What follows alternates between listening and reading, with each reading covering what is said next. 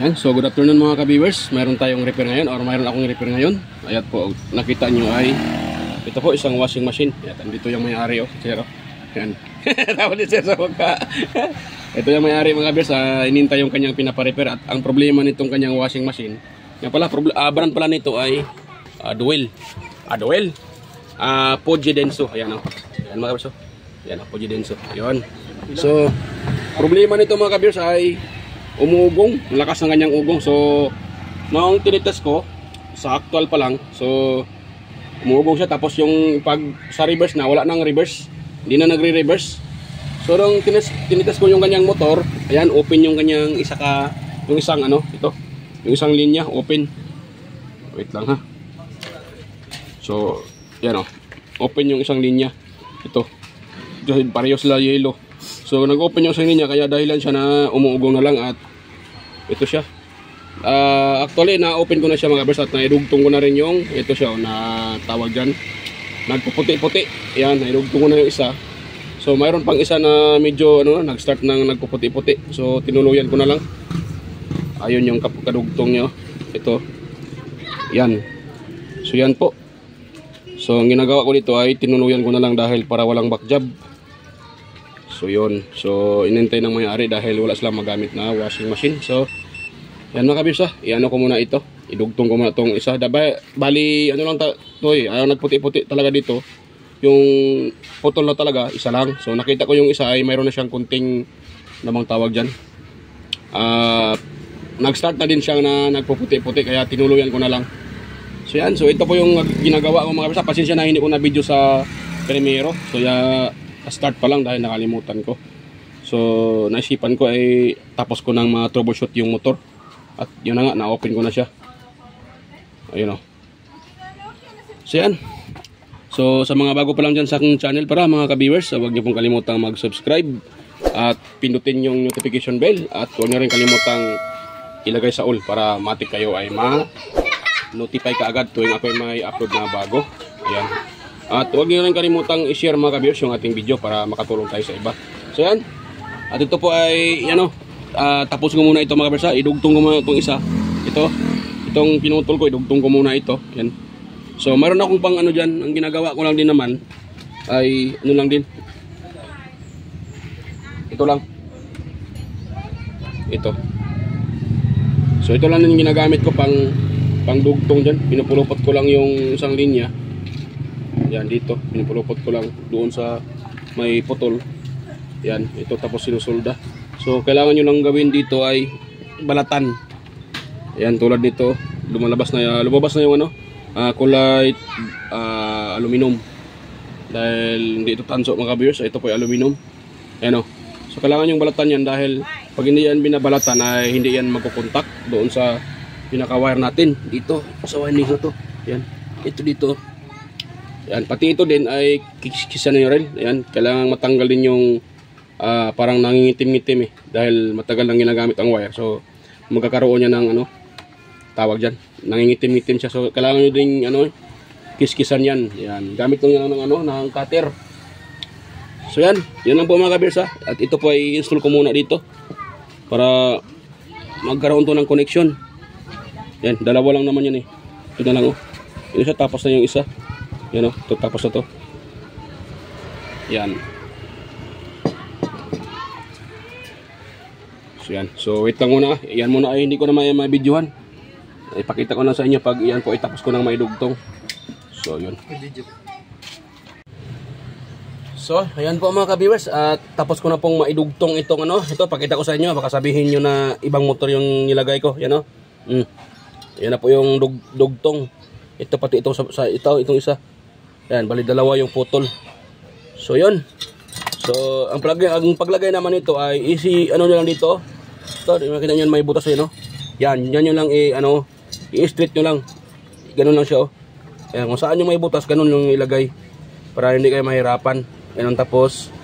Yan, dahan-dahan nyo lang baka magaskasan yung kanyang coil. Yung pinaka motor talaga. So baka magaskasan masira pa uli. So yan. So ganun lang mga ka-viewers. At ito na po yung kanong niya. At ito lang muna. Pati ito, ilagay din natin. At yung kanyang rotor. Yan. Kuha muna ako ng ano. Yan.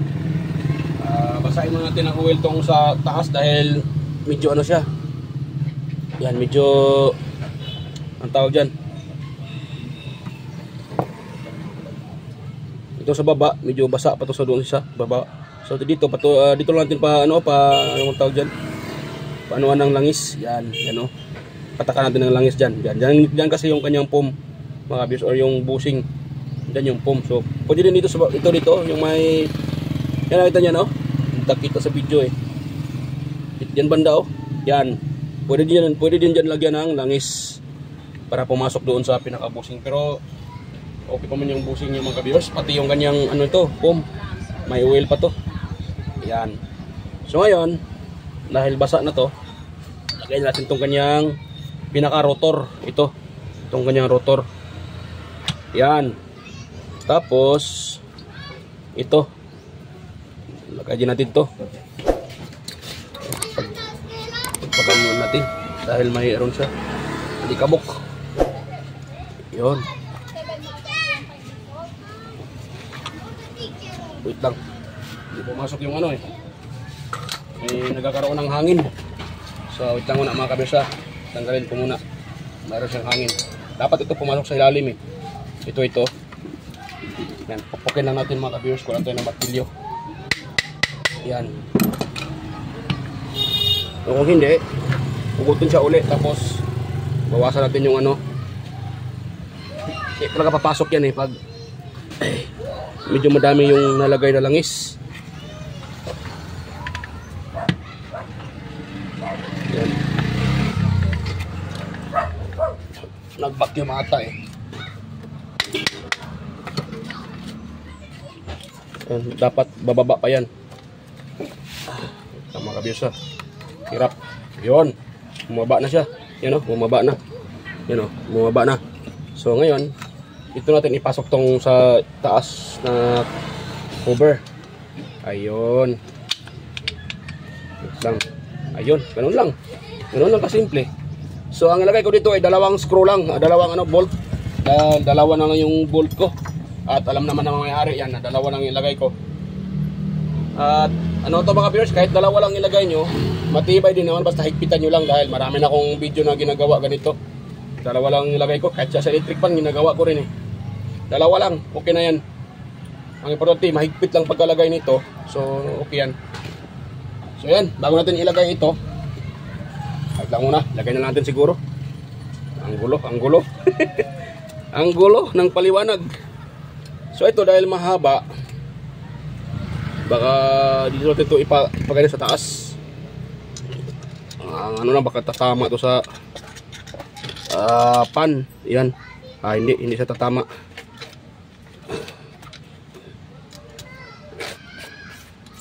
Yun, tapos wala kasi akong maiksi ganito eh. So kailangan ko pang mag-order or bumili ng may ano nito eh, yung isang pack, bali 4 yung laman. Kasi dati nakabili ako ng ganito, 4 yung laman. Yan, so ganun lang. Pero mahal tong ito mga kapres dahil stainless to eh. Itong screw na to, stainless to siya. Yung ordinary nasa mga 45 lang o running 50 isang pack. Ito sa isang pack mahigit mahigit 180 ata, 180 parang hanggang ganun eh. Mahal pag stainless eh. Pero pag ordinary lang yung bilhin nyo, okay naman. Mura lang naman yung ordinary.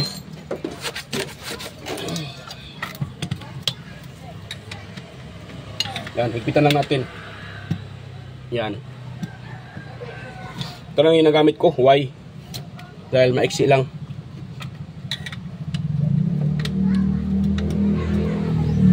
Yan. Tapos, walang bata ng higpit eh. Higpit lang. Higpitan pa natin. Para hindi kagalaw-galaw yan. Kailangan mahigpit talaga. Yun. Tapos dito din sa kabila.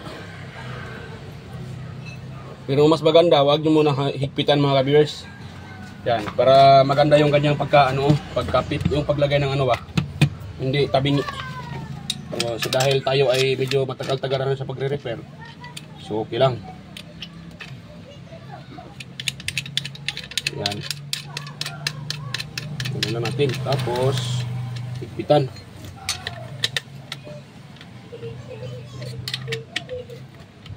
Yun.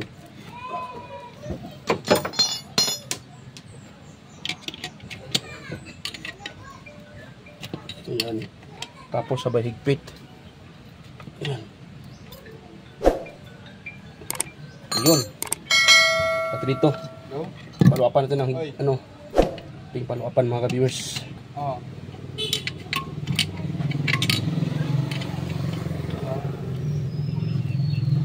Yun. Tapos atin siyang ano nito? Martilyo. Ganyan natin siya dito.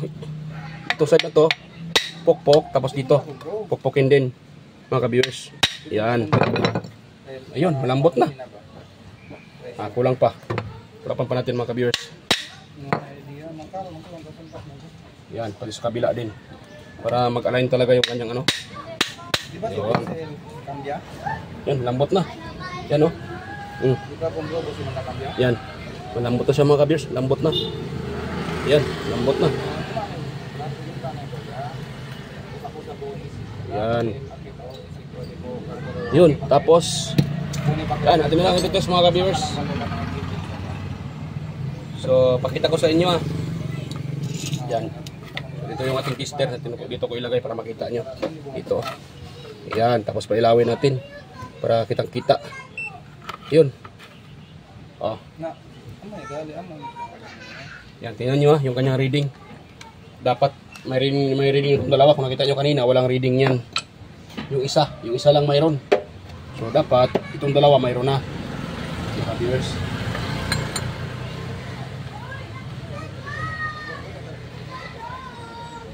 Yon, so ito tayo sa kumo niya black. Dito tayo sa black, tapos itong isa yellow. Yan. Yan 29. Yan 29. Sa isa naman, dapat 28 or 29 tong reading ito mga ka-viewers. Ayun the same reading, 29. Diba 29? Dito yung 29 din. Yan walang, hindi namatay hindi nakatok yung ano. Yan. Yo, 29. So good na. Pag itong dalawa, 29, 29. So nasa mga 58 or 59. Running 30 or 30. Itong dalawa. 57 lang pala. 30 57 dahil 29 29 40 54 or 57 ganun. So good na yan mga ka-viewers. You know? 7 yung running 58. So good na yan siya mga ka-viewers. Yan. So i-assemble na natin to. Dahil pag ganitong reading okay na. Yan. So okay na siya mga ka-viewers. At akin muna tayong i-assemble dyan sa ano na yan, sa washing na yan Yan yung washing machine ni Sir. Yan. Yan natin yan Yan ko yun ito i-assemble mga ka-viewers. Yan. At hindi ko na mapakita ang pag-assemble mga ka-viewers para hindi na haba itong video natin. Ayan, sa mga dyan, sa mga nanood at pasensya na po at hindi ko na videohan ng buo. So explain ko lang sa inyo. Ang problema kasi nito ay umuugong lang. Ayan.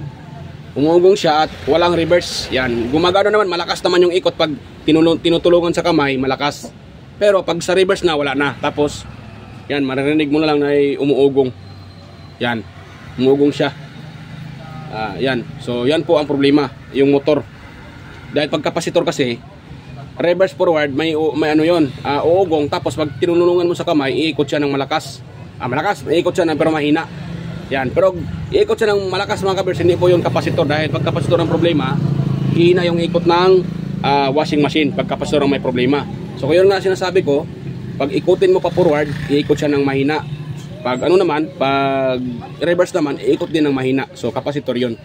Pag motor kasi, uugong yun, muugong siya tapos, pag reverse wala na. Yan. Tapos makita mo lang ay iikot ng malakas yung motor. Ibig sabihin, buo yung kapasitor. So ganun lang mga ka-viewers. So yan, ang problema nito, umuubong lang siya. So yan, balikan ko na lang kayo pag tapos ko na ma-assemble dun sa motor mga ka-viewers. Ayan. Ayan. So yan, mga ka-viewers, sa wakas tapos nang ma-assemble. Ayan, yan nakita nyo. Ayun, na-assemble na. Kung nakita nyo, ayan, Hindi ko naman sinasabi na ano ha? Oh, dalawa lang nilagay ko diyan na yan oh, tornilyo, nakita nyo? Yan oh. Yan oh, isa yung bolt na yan saka doon sa dulo. So ito sa gitna, wala na yan, pati doon sa kabila, wala yan. Dalawa lang yan mga kabers, pero para sa akin okay yan dahil tested ko na yan eh. Marami na akong nagawa na ganyan, pero hanggang ngayon gumana pa rin yung ano nila washing. So yan, okay na yan siya. At sa pag-wiring naman, pasensya natin hindi ko pinapakita dahil ang pag-wiring naman nito, yan, i-explain ko na sa inyo ha. Dahil ito magkasing kulay, isunod nyo lang sa kulay. Itong yellow sa kapasitor, yellow sa timer, at saka kulay yellow sa motor, ipagsamahin nyo lang. Sa reverse naman sa kabila, yellow din. Pagsamahin nyo, tapos yung common nito, ito sa motor niya, ito. Sanan, yung motor nito, ito. Ang common nito ay kulay black. Ayan. Kulay black, kulay blue. Ayan, black. So, yun. Susundin nyo lang yun mga kabiwers, yung common nito, at itong isang linya ng ating flat cord or wire. Yan. So doon yun lang itap dahil yung isa naman ito, itong kulay puti ata, doon yun papunta sa line 2, yung may fuse. So ganoon lang. Simple lang ang pag-wiring nito. Yan. So yan. Pakita ko sa inyo dahil napihit ko naman yung kanyang ang tawag diyan. Napihit naman yung kanyang timer, so pakita ko sa inyo. Ayan oh. Yan, nasira. Di ano natin. Yan. Ana lang, ana. Yan, yung may-ari, yung pinapahako ko sa cellphone mga ka-viewers. Yan o. Tingnan nyo yung tester ha. Yan o. Tingnan nyo ha. Yan. Forward. Wait lang. Wait lang ha. Yan. Nag-off na ata eh. Off na pala, kagbuwang na. Buti pa, kaya pala hindi na ano eh. Ay, yun. Yan, napihit ko na yung pinaka motor. Oh, bakit ayaw? Parang dito eh. Kagbuwang na. Dito. At yun. Kulang sa tulak yung wire. Yung test prod. Okay na yung test prod. Ayan o, 29. So, dapat pag mag-off yan, pag reverse uli, magkaroon ng 29. Wait lang ha. Tayo natin na mag-off yan. Yun, nag-off. Tapos pagbalik niyan, reverse na yan. Ayun. Ayan o. Reverse na. So yan. Ngayon, i-actual natin mga ka-viewers sa